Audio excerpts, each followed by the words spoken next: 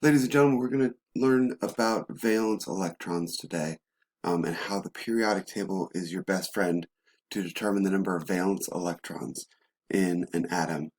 Um, the most important thing, of course, here is to define what a valence electron is. So a valence electron is the electron on the outside. They are the electrons that react.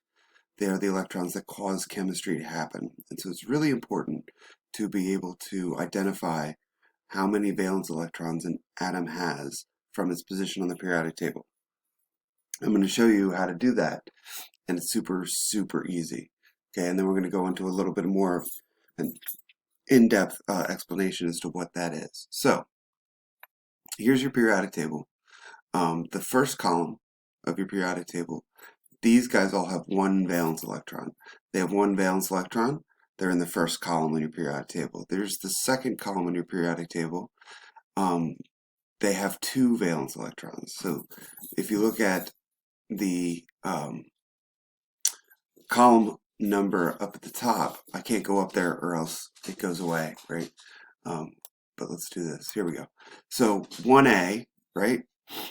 They have one valence electron. 2A, they have two valence electrons. We're going to skip, okay, over here, because if you go lithium, beryllium, the next element is boron, right? Over here, that has three valence electrons. And if you look at the Roman numeral column number up here, it says it's 3A, right? Because boron has three valence electrons. Carbon has four valence electrons and all of its guys in that family. And then nitrogen has five, oxygen has six, fluorine has seven, and then neon has eight. Okay, and that's why it's over here in the eighth column. Now you notice that helium's a little out of place here because he has two electrons, but he's in the column of things that have eight valence electrons. That's because 8 is the magic number. 8 is the maximum number of valence electrons that you can have. It is also the number of electrons, the maximum effective nuclear charge that you can have for an element in a row on a periodic table. And so these guys are very unreactive. Helium and neon don't react with anything. Argon can be reacted with certain elements under certain conditions, but it doesn't naturally happen. Krypton is very difficult to get to react. Xenon, you can get it to react, but it is also difficult. And then radon is radioactive. It lives in your basement. It's also very unreactive, but it lives in your basement. And then oganesson is a synthetic element, so we don't talk about those because they don't follow rules of things because they don't exist for long enough. But here's back to the point of valence electrons. So the column number, either the main group column number, so this is 1, this is 2, this is 3, 4, 5, 6, 7, and 8. That tells you the number of valence electrons. And I prepared a little drawing for you to show you what I'm talking about. So here's what valence electrons look like. Okay, this is the electron structure of some elements.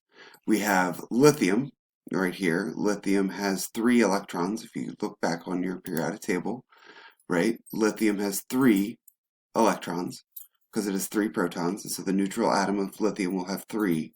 It's in the second row on your periodic table, so there's 2 layers of electrons, right? So if we look at our model, we have 2 electrons in the middle, right? And then we have 1 electron on the outside.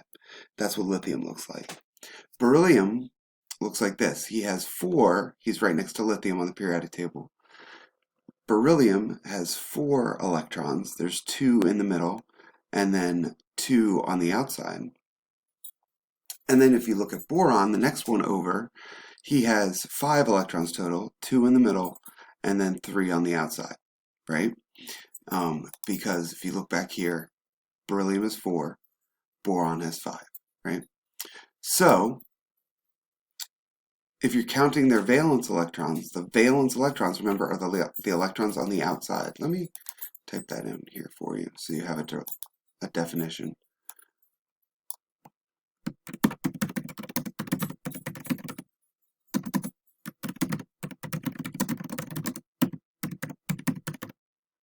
Okay, the electrons on the outside. So lithium has 1, beryllium has 2, boron has 3, right? You can see that. It's drawn right here.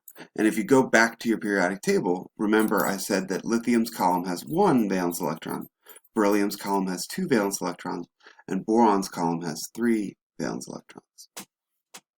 Now I want to show you how this works as you go down the groups on the periodic table. So notice sodium here is in the third row, right? 1, 2, third row. Okay, he has 11 electrons total, right? And he's supposed to have 1 valence electron. So let's look at that. This is sodium. Sodium has 2 electrons in the middle, right? There's 8 electrons in the next level, and then he has 1 electron on the outside. And so sodium has 1 electron on the outside. So he has the same number of electrons on the outside as lithium.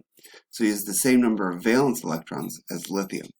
And if you would draw a model for the next element down in our group, that would be potassium, then you would see that potassium also has 1 valence electron. Okay, so I'm going to give you a quiz now. And the quiz that you're going to have to take is I'm going to ask you to identify how many valence electrons are in certain elements. All you need to do this quiz correctly is to have your periodic table with you. So this is your periodic table right here. This is all you need, okay? And the column number is the number of valence electrons, okay? Now, we're not talking about the valence electrons of the transition metals because it doesn't really, it doesn't work that way anymore when you get down there. And we're not talking about the valence electrons of these guys down here, the lanthanide and actinide series, because they don't really, their chemistry doesn't work that way either. But for the main group elements, right, the main group elements, their chemistry works with their valence electrons being equal to their column number, okay? And so that's going to be your quiz, okay? To do well on your quiz, all you need to know is that these guys have 1 valence electron, these guys have 2, right? These guys have 3, 4 in here, 5 here, 6 here, 7 here, and then all of the noble gases except helium have 8 valence electrons. These guys here have 8 valence electrons. Okay? That's all you need to know, but I wanted to give you a reason why, and so here's the illustration to help you understand why. Okay, so good luck on your quiz. Take it as many times as you need to get the right answers, and have a great day.